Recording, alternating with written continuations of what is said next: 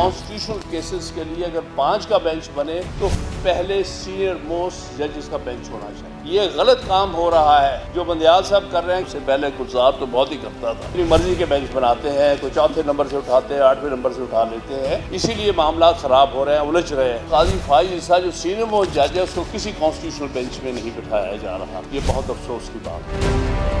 इस वक्त जो थ्रेट्स दिए जा रहे हैं ये बिल्कुल नामुनासिब है। आप कैसे नहीं मानेंगे सुप्रीम कोर्ट के फैसले? आज कहते हैं कि फुल कोर्ट बनाओ, जब पहले डिप्टी स्पीकर की रूलिंग का मसला था उस वक्त क्यों नहीं कहा था फुल कोर्ट बना दो? तभी तो यही जज बैठे थे। 3 का बेंच हो, 5 का बेंच हो, 11 का बेंच हो, कि बेंच बनाना जो है ये स्वाब भी चीफ जस्टिस की है।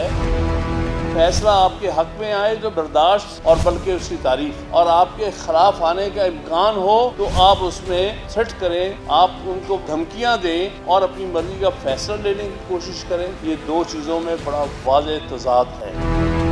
28 तारीख को जुडिशल कमीशन ऑफ पाकिस्तान का इजलास जनाब चेयरमैन ने कॉल कर लिया। आप जानते हैं कि इसमें सुप्रीम कोर्ट में छुट्टियां हैं। ये मौका नहीं है बड़े फैसले के लिए जुडिशल कमीशन के मिलने का और बैठने। आप क्यों जल्दी में हैं 5 जज सुप्रीम कोर्ट में अपॉइंट करने के लिए?